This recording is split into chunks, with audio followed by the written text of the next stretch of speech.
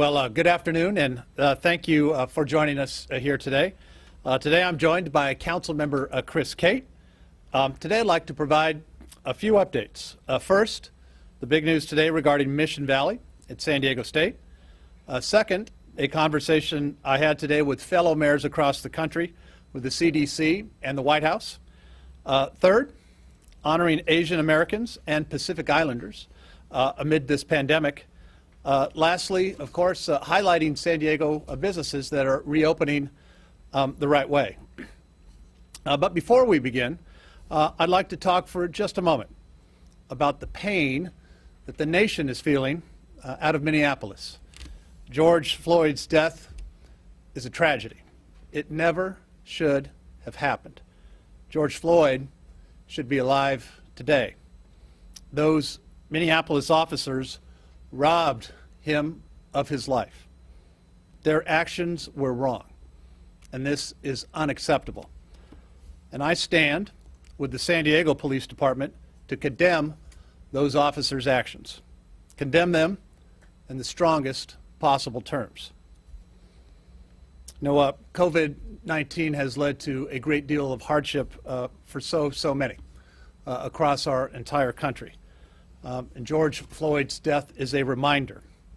It's a reminder that we have to care for one another, especially now, because our actions affect one another.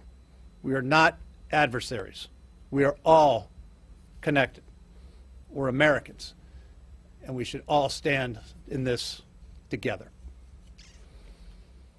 I'd now like to shift gears and talk about something that all San Diegans should be proud of. First topic, topic number one, the City Council unanimously approved the sale of the Mission Valley Stadium site to San Diego State. And that is a historic agreement for the purchase and sale of the Mission Valley Stadium site. This agreement puts in motion a revitalized Mission Valley, a world-class river park, and empowers SDSU to build a stadium campus that will serve San Diegans for generations. It's a fair agreement, and one that protects taxpayers and meets the spirit of voter-approved Measure G. It really has the potential to create good paying jobs and thousands of housing units at a time when we desperately need it. It's going to create retail space and, of course, a world-class, expansive river park that San Diegans can enjoy for generations. Also, I think importantly, it relieves the city of the financial burden as we grapple with the financial fallout of COVID-19. We are facing, as I've talked about, one of the largest deficits, budget deficits in our city's history. The stadium costs taxpayers millions to operate and maintenance costs every single year. This new agreement lifts the burden off the shoulders of city taxpayers once and for all. Now we can put those dollars to good use for San Diegans and good use in our general fund that we use every single day for parks, libraries, and smooth streets. There are a few more steps, but today's actions allow us to move forward and we can initiate escrow and transfer the land.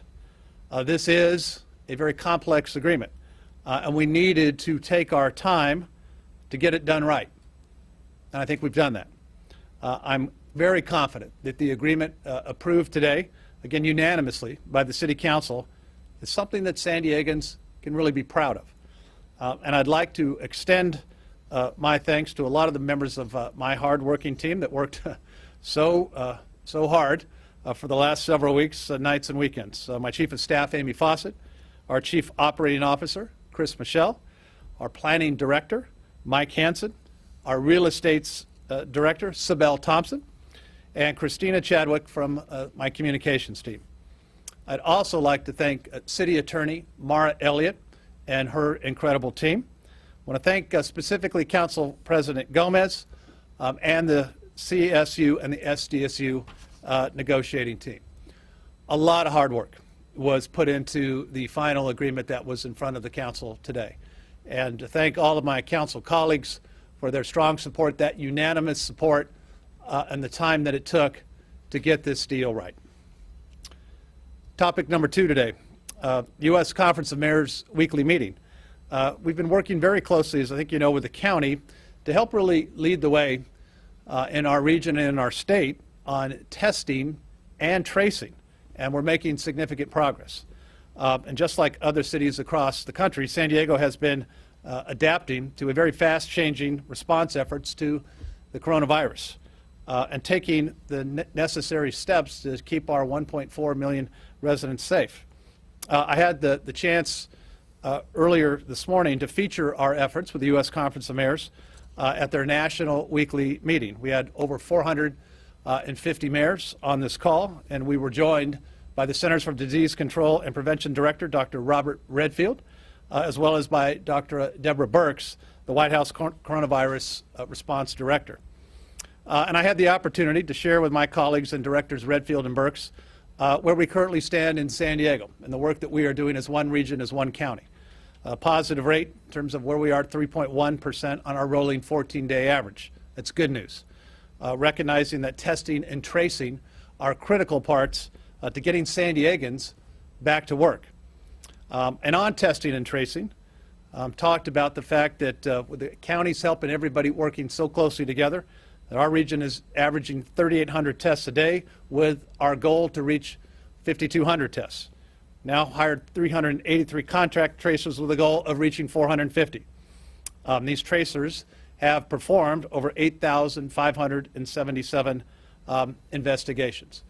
Again, a lot of great work on how San Diego County and our public health officials are really helping to lead the way. And we also had the opportunity to discuss what the best national practices are in terms of contact tracing and what cities can do and regions can do to lead by example in developing testing and tracing regimes for our own workforce as large employers that we are. It was a very productive discussion, and I look forward to continuing to work closely with the county and with my fellow mayors across the country as we build a very robust system for not only testing, but contact tracing as well. Topic number 3, Asian and Pacific Islander Heritage Month. Diversity, of course, is one of our city's greatest strengths, and we are a great city of people of all backgrounds, all religions, and all races. And our neighborhoods are bursting, of course, with culture for many San Diegans who make up our communities. May is Pacific Islander Heritage Month, and today we wanted to take just a moment to honor that. Asian Pacific Islander heritage is one of the largest demographics in our entire city. They're a vital part, of course, of our economy, our workforce, and really our shared identity. It's who we are as San Diegans. And like all small businesses, such as restaurants, cafes, bars, those owned by Asian Americans have been hit hard due to the closures during this pandemic. And now more than ever, those businesses need our help and our support. Many are in the process of or have already opened their doors following the new safety guidelines. So as we head into the weekend, I encourage everyone to shop and dine and ensure that they can keep their doors open and to visit our small businesses.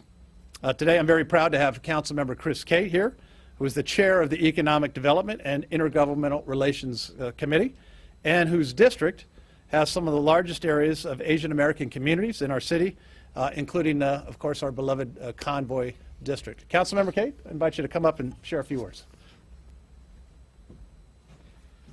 Thank you, Mr. Mayor. Magandang hapon, or good afternoon. Asian Pacific Americans are one of the fastest growing diverse populations in the state of California, encompassing more than 50 ethnic groups and over 100 languages. As the council member that represents a district where 1 in every 3 residents is of Asian Pacific descent, and a proud Filipino American myself, I am honored to be here today to acknowledge and celebrate the month of May as Asian Pacific American Heritage Month. The contributions from Asian Pacific Americans are monumental, and our nation, our city, and our neighborhoods are better because of Asian Pacific Americans. In my district, 2 of the largest neighborhoods known as go-to spots for Asian Pacific businesses and cuisine are the Convoy Street and Mira Mesa. As you see on the screen, there's a couple of great restaurants, Golden Island in Mira Mesa and Cross Street Chicken and Beer in Convoy Street. From boba shops and ramen shops to sushi and bulgogi, Korean fried chicken and pad thai, these neighborhoods have it all.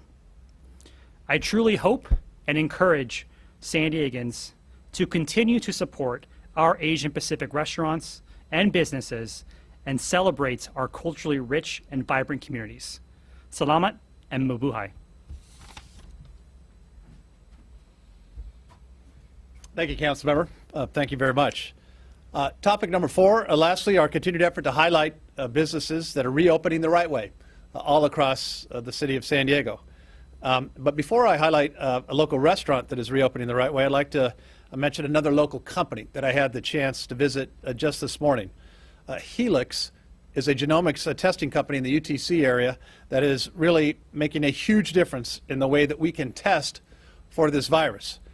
Next week, they're shifting their already automated process to bring a very scalable testing solution to San Diego. And I want to thank the CEO, Mark Stapley, and all of the scientists working so hard to bring innovative solutions to the table that are going to help us get through this pandemic and hopefully, ultimately, reopen for good. I will tell you, I was just, as we've highlighted several times, to see the great talent, the great innovation, the world-class work that is being done here in our region is something I'm incredibly proud of. And to see the scalability of what they're going to be able to do for testing, the robotics, using genomics, it is just incredible. And it, I think, bodes very, very well for the efforts that we are doing on testing and then ultimately additional tracing here in our region. So thank you to everybody at Helix. Speaking of reopening, many of you may be familiar with the Naughty Barrel restaurant in East Village. When it was announced that restaurants could begin a phased reopening, their owner, Kenneth, knew that he wanted the responsibility to really do so in the right way to keep both his staff, his employees, and his customers safe. They used, of course, many of the guidelines that are set out by our recovery group. And so if you stop by the Naughty Barrel, you will see that they're serving at a decreased capacity for physical distancing. You see a roped-off bar area, added new signage, disposable or scanned menus, requiring masks, of course, and 6 feet of distancing, and they have closed off every other table. They even have employees for stickers that read, "I had my temperature checked." The folks at the Naughty Barrel want to set an example and help others in their industry reopen safely. So I want to say thank you. Thank you for doing it the right way. Thank you to be an example for so many restaurants and small business as we continue to reopen safely in San Diego. Thank you for doing it the right way. That will allow us to keep the gains that we have made as a region and not go backward. And with that, I will pause. I do not believe we have any questions from any members of the media at this point. Thank you, San Diego. Thank you for continuing to do the right thing, and I look forward to Monday's briefing. Have a good weekend.